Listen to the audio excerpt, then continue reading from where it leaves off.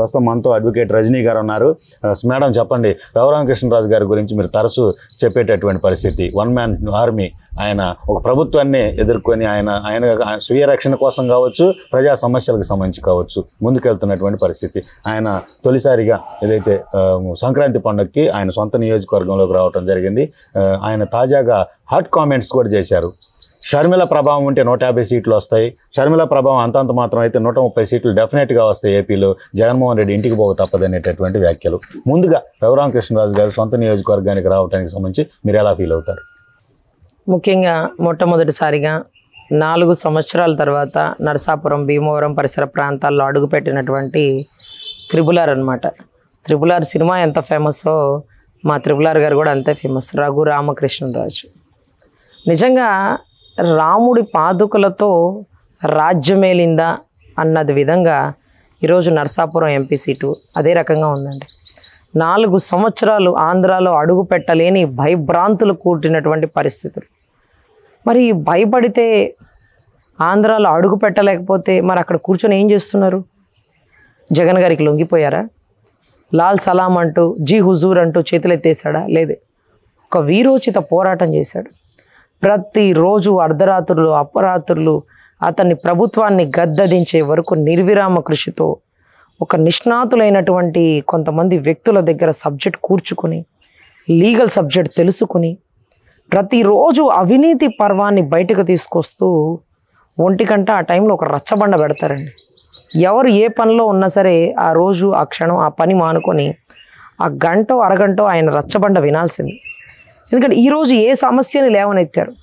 పేపర్లో మనం అద్భుతమైన సమస్యలు ఎన్నో చూస్తాం, కానీ రాష్ట్ర ప్రజలు ఎదుర్కొంటున్న సమస్యలు రావణాసుడు లాంటి రాక్షసుడితో, నాలాంటి వ్యక్తులతో పాటు ఇంకెంతమంది బాధితులు ఉన్నారని అందరినీ కలుపుకొని వస్తారండి. మహాసేన్ రాజేష్ అన్న కానీ, మాలాంటి వాళ్ళని కానీ ఎంతోమందిని ఎంకరేజ్ చేస్తారు. మంచి కొంతమ్మా, చక్కగా మాట్లాడతావు, మంచి సబ్జెక్ట్ ఉంది అంటూ ఎంకరేజ్ చేస్తారండి. ఏ పార్టీ అధినాయకులైనా మేము కలవలేమేమో, కానీ ప్రతిరోజు ఫోన్ కాంటాక్ట్లో అందుబాటులో ఉండగల వ్యక్తి రఘురామకృష్ణరాజు గారు. నిజంగా ఆ తల్లి సొమ్ము తిన్నవాడు, ఆ తల్లి చేతి అన్నం తిన్నవాడు విశ్వాసం చూపించకపోతే వాళ్ళ కర్మ గతి ఏ రకంగా ఉంటుంది అంటే, ఆయన పాదయాత్ర చేస్తున్నప్పుడు ఎంత డబ్బు రఘురామకృష్ణరాజు గారి భార్య చేతులతోంచి తీసుకున్న వ్యక్తికి తెలుసు, ఇచ్చిన ఆ తల్లికి తెలుసు. ఈరోజు ఆ తల్లి భర్తని అరెస్ట్ చేయించాడా? సహజం. కానీ కాళ్ళ మీద కుళ్ళబొడిచిచ్చాడా? సరే, తప్పదేమో. అంతకు మించి చంపించబోయారండి. కొన్ని ట్రైన్లు ఆపేసి సెక్యూరిటీ ఫోర్స్ ఆయన ముందుగానే బయటకు తీసుకొచ్చి కాపాడగల పరిస్థితులు. ఎందుకంటే ఈ దేవుణ్ణి గట్టిగా నమ్మే వాళ్ళం అండి మేము, నిజంగా రాజుగారు కానీ నేను కానీ. ముఖ్యంగా మాకు తిరుమల తిరుపతి వెంకటేశ్వర స్వామి అంటే భయభక్తులతో ఉంటాం. ఆయన నమ్ముకున్న వెంకటేశ్వర స్వామి ఆయన్ని అడుగడుగునా కాపాడారు. ఆ తల్లి శనివారం పచ్చి నీళ్లు కూడా ముట్టుకోదు. వెంకటేశ్వర స్వామికి పూజ చేయిందే, ఒంటి ఉపవాసం ఉండందే ఈరోజు ఆవిడ మాంగళ్యం కాపాడగలిగారంటే భగవంతుడి దయే. అటువంటి వ్యక్తి మామూలుగా ఎంపీలు ఎంతోమంది ఉంటారండి, మాకెవ్వరూ తెలియదండి బాబు. 27 మంది ఎంపీలో ఎంతో ఉంటారు కదా మనకు తెలిసి, 25 మంది. దాంట్లో ఒకళ్ళ పేర్లు కూడా మాకు తెలియదు, వాళ్ళు ఏం చేస్తుంటారో ఏంటో మాకు తెలియదు. కానీ ఎప్పుడైతే రఘురామకృష్ణరాజు గారు ఎంపీ అయ్యారో, గెలిచినప్పుడు కూడా మాకు తెలియదండి ఆయన. ఎప్పుడైతే సమస్యను ఎదుర్కొన్నారో, ఎప్పుడైతే సమస్యల వలయం నుంచి చిక్కుకున్నారో, అక్కడి నుంచి బయటకు వచ్చిన తరుణంలో ఆయన హీరోయిజాన్ని చాటుకున్నారండి. హీరో ఊరికే అయిపోరుగా, పెద్ద ఫైటింగ్ చేశాకే హీరో బయటకు వస్తాడు. అటువంటి ఫైటింగ్ చేశాడు. లేకపోతే గుంపులో గోవిందలాగా అయిపోయాడు. ఇప్పుడు ఏక్ నిరంజన్ లాగా ఒక్కడే ఉన్నాడు.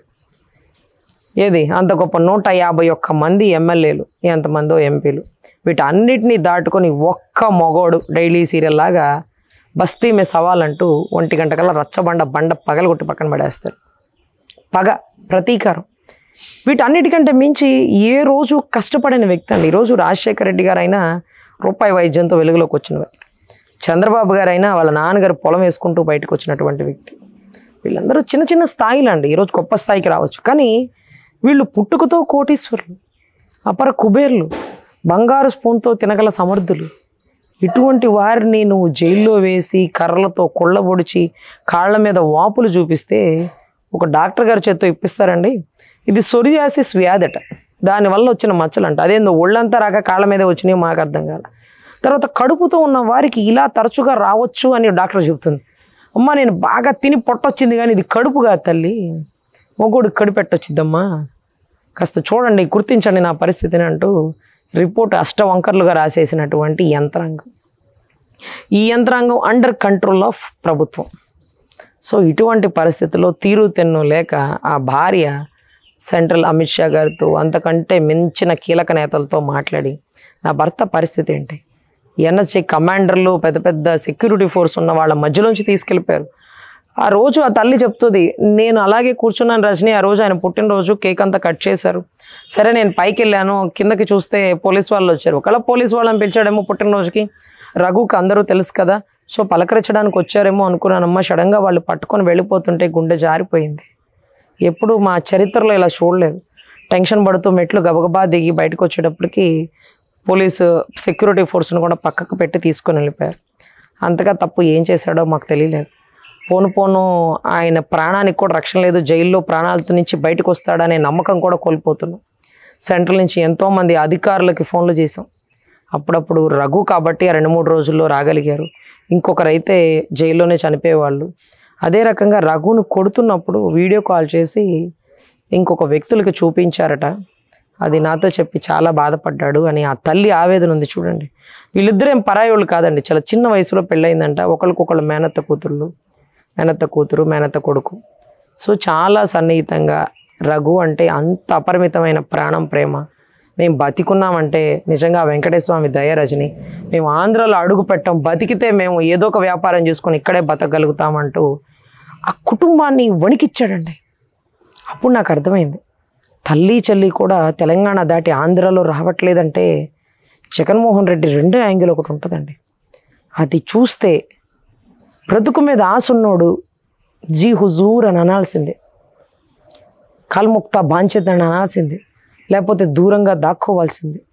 అటువంటి పరిస్థితుల్లో జీ హుజూర్ అనలేక ఒక రాజు కుటుంబం పుట్టినందుకు, ఒక రాజు పుట్టక పుట్టినందుకు అంత చావు చివరి టంచుల దాకా వెళ్ళినా సరే పోరాటంలో రాజులో మేము ధీటుగా ఉంటామన్నట్టుగా చివరి వరకు జగన్మోహన్ రెడ్డి గారిని ఎదిరించారు.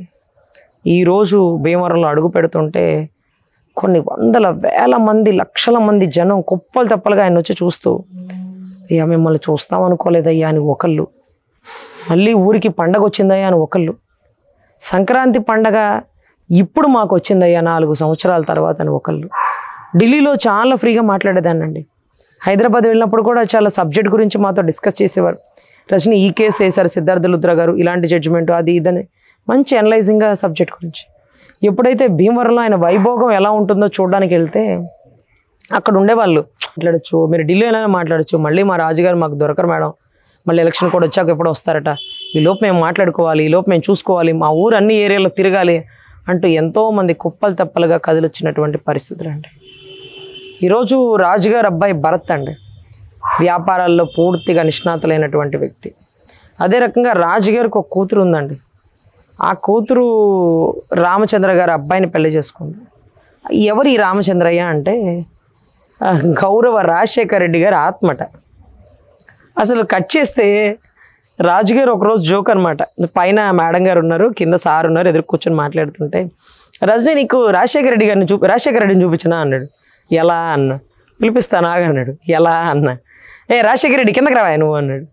అంటే ఇదేంట్రా బాబోయ్ రాజశేఖర రెడ్డిని కిందకు పిలుస్తున్నారు అంటే, కాదు రాజశేఖర రెడ్డి కేవీపీ రామచంద్ర కొడుకు మనవడు పేరు రాజశేఖర రెడ్డి పెట్టారు. వీళ్ళు రాజులు కదా, మళ్ళీ రాజశేఖర రెడ్డి పెట్టారు ఏంటంటే, కాదండి వైఎస్ రాజశేఖర రెడ్డి. అసలు పేరుతో సహా, ఇంటి పేరుతో సహా పేరు పెట్టేశారండి.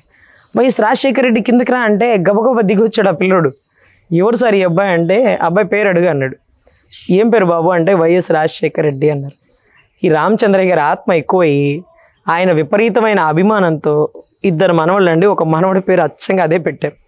ఆ రాజశేఖర రెడ్డి గారి కొడుకు వల్ల ఈరోజు రఘురామకృష్ణరాజు గారు ఇబ్బంది పడుతున్నా, రాజశేఖర రారా నాయన కిందకి, రాజశేఖర అన్నం తినరా బాబు అంటూ అంత ప్రేమ చూపిస్తున్నటువంటి ఆ కుటుంబం అండి. నిజంగా అసలు అంటే ప్రేమ వివాహాలకు కానీ, ఆదర్శాలకు కానీ, అభ్యుదయ భావాలకు కానీ రాజుగారి భోజనం అంటే ఎలా ఉంటుందో అసలు ఇక చెప్పనక్కర్లేదండి. ఒకవేళ నేను తినేసానమ్మా అని చెప్పినా కానీ తిని వెళ్ళాల్సిందే రజని. ఏ టైమైనా పర్లేదు, నువ్వు ముందు తిని వెళ్ళాల్సిందే అంటూ 4-5 రకాలు పెట్టి ఒక పని మనిషితో చెప్పి వడ్డించరండి. వాళ్ళ దగ్గరుండి ఇది కొంచెం వేసుకో, ఇది ఒక్కసారి రుచి చూడు, ఇది కొంచెమే తిను, టేస్ట్ చేయి, నీకు బాగపోతే పక్కన పడే, ముందు టేస్ట్ చేయి, ఇది ఆ భీమవరం స్పెషల్ రజని అంటూ ఆ తల్లి వడ్డించిన తీరు, ఆ విశ్వాసం చూస్తే కంటతడి అనిపించిందండి.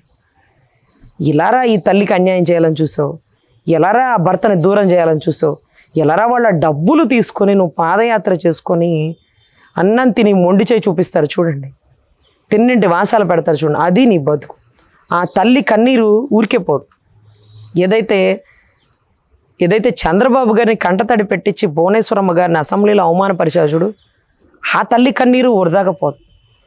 అమరావతి రైతుల ఆడబిడ్డలు భూములు ఎక్కడిచ్చారో తెలియకుండా భూములు ఇచ్చి ఏ రోజు భర్తకి తెప్ప వీళ్ళ ఎవరికి తెలియని వ్యక్తులు ఈరోజు బయటకు వచ్చి 4.5 సంవత్సరాల నుంచి ఉద్యమం చేస్తున్నారు చూడు, ఆ తల్లి కన్నీళ్ళు వృధాకపో. అంగన్వాడీ వాళ్ళు ప్రతి ఆడబిడ్డని సొంత తల్లిగా భావించి ఒక పిల్లని చంకలో ఒక పిల్లని కిందకు పెడితే చూసే తల్లి ఏమనుకుంటుందని 2 పిల్లల్ని చంకలో ఎత్తుకెళ్ళినటువంటి అంగన్వాడీ ఆడబిడ్డలు అశుద్ధాన్ని కూడా పరిశుభ్రంగా క్లీన్ చేసి చేత్తో అన్నం కలిపి నోట్లో పెట్టే ఆ తల్లులు మదర్ తెరిసాకు మారుపేరు. అటువంటి అంగన్వాడీ ఆడబిడ్డలు నేర్పిస్తున్నాం. ఎంతమంది దళిత ఆడబిడ్డలు ఉసూరుమంటున్నారు. ఈరోజు సుబ్రహ్మణ్యాన్ని చంపినటువంటి అనంతబాబుని నువ్వేం చేసావు? నీతో పాటు ఫ్లైట్లో తిప్పుకొని ఎమ్మెల్సీ నుంచి ఎమ్మెల్యేకి ఇచ్చావు. ఆ దళిత బిడ్డ ఆవేదన. అసలు ఎంతమంది ఆడబిడ్డలు దళిత బిడ్డలు నరకబడ్డారు, చంపబడ్డారు. ఒక ఆడబిడ్డని కాపాడబోయి ఒక బిడ్డ అమర్నాథ్ గౌడ్ తనంతట తాను తగలబెట్టుకున్న పరిస్థితి. అంటే నోరెత్తి మాట్లాడితే పసిబిడ్డను కూడా లెక్క చేయము అన్నటువంటి నీ ప్రభుత్వానికి ఖచ్చితంగా కత్తి మీద సాన్లాగా అవుతుంది ఈసారి ఎలక్షన్స్. రఘురామకృష్ణరాజు గారి దెబ్బతిన్న పాము పగబట్టి వచ్చి కూర్చొని రాష్ట్రంలో రాజకీయం ఎలా చేస్తుందో చూడండి. చదువుకున్న వాడికి, రౌడీజం గల్ల వాడికి తేడా చూడండి. రాష్ట్రంలో అందరూ నివ్వెరపోయే నిజాలని వెలుగులోకి తీసుకొస్తూ కల్తీ మందుల్ని ఎప్పుడో గతంలోనే టెస్ట్ రిపోర్ట్లకి పంపించి రాష్ట్రంలో జరుగుతున్న ప్రతి తప్పుని ఎన్ని వేల కోట్లు స్కామ్ చేశాడు, ఎన్ని వేల కోట్లు సెంట్రల్ నుంచి అప్పు తెచ్చుకున్నాడు, ప్రతిదీ రిపోర్టు ఆధారపూర్వకంగా మాట్లాడుతున్నటువంటి హైకోర్టులో కూడా పిటిషన్ వేశారు మేడం ఆ వ్యక్తి. సో ఖచ్చితంగా తప్పు చేసిన వ్యక్తి బయటకు వదిలేయడం ఏంటండి? 6041 వాయిదాలకు అటెండ్ కాని వ్యక్తి ఆ సిబిఐ కేసులో ముద్దాయి బెయిల్ మీద బయటికి వెళ్ళడం ఏంటండి అంటూ ఈరోజు బెయిల్ క్యాన్సిల్ చేయమని వేసిన పిటిషన్ కూడా ఆయనదేనండి. ఏవైనా రాజులు ధైర్యవంతులని మరొక్కసారి రఘురామకృష్ణరాజు గారు కత్తి పట్టకుండా యుద్ధం చేస్తున్నటువంటి పర్వం అండి ఈరోజు. ఖచ్చితంగా ఆయన చెప్పినట్టుగా ఏదైతే షర్మిలమ్మ గారి సహాయ సహకారాలు ఉంటే 150 సీట్లు, ఒకవేళ షర్మిలమ్మ సహకరించకపోయినా 135 సీట్లతో జనసేన తెలుగుదేశ కూటమితో గెలుపు తథ్యం.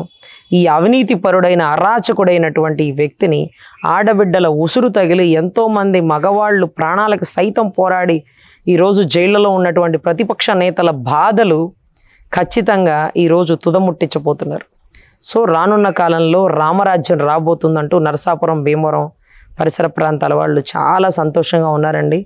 ఏదైతే రాజుగారు అబ్బాయి భరత్ ఉన్నాడో, రాజుగారు అందుబాటులో లేనప్పుడు రాముడి పాదుకలతో భరతుడు రాజ్యం వెళతాడు అనే విధంగా ఈరోజు భరత్ అప్పుడప్పుడు భీమవరంలో పరిసర ప్రాంతాలన్నీ పర్యవేక్షిస్తూ గుళ్ళ ఓపెనింగ్కి అన్నిటికీ ఎక్కడ ఎవరికి ఏ సమస్య వచ్చినా వారిని ఆదుకుంటున్నటువంటి భరత్ కూడా రానున్న కాలంలో రాష్ట్ర ఎలక్షన్స్లో ఒక కీలక పర్వం పోషించబోతారేమోనని మనస్ఫూర్తిగా ఆశిస్తున్నామండి.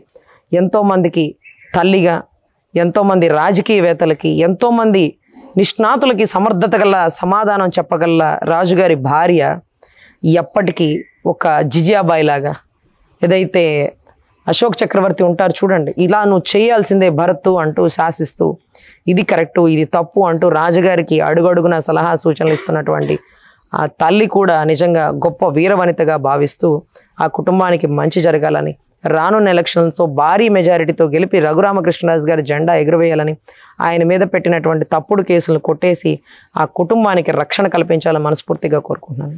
Thank you madam.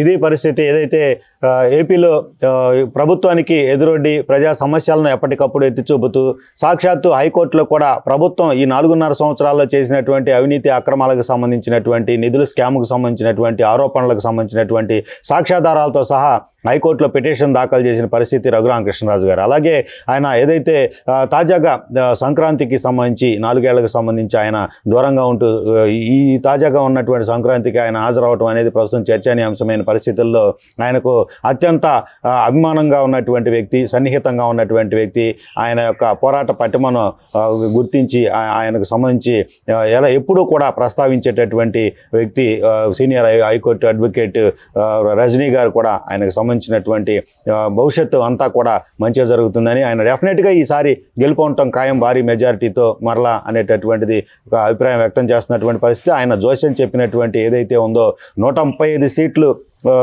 కన్ఫర్మ్డ్గా Janasena TDP పొత్తుతో ప్రభుత్వం ఏర్పాటు చేస్తుంది. షర్మిల ప్రభావం కనుక ఉంటే 150 సీట్లు వస్తాయనేటటువంటి ఒక అభిప్రాయం ఏదైతే ఉందో అది తథ్యం అనేటటువంటి అభిప్రాయాన్ని కూడా అడ్వకేట్ రజనీ గారు తెలియజేస్తున్నటువంటి పరిస్థితి. ఇది ఈరోజు టాపిక్. మరో టాపిక్తో మళ్ళీ కలుద్దాం. నమస్తే.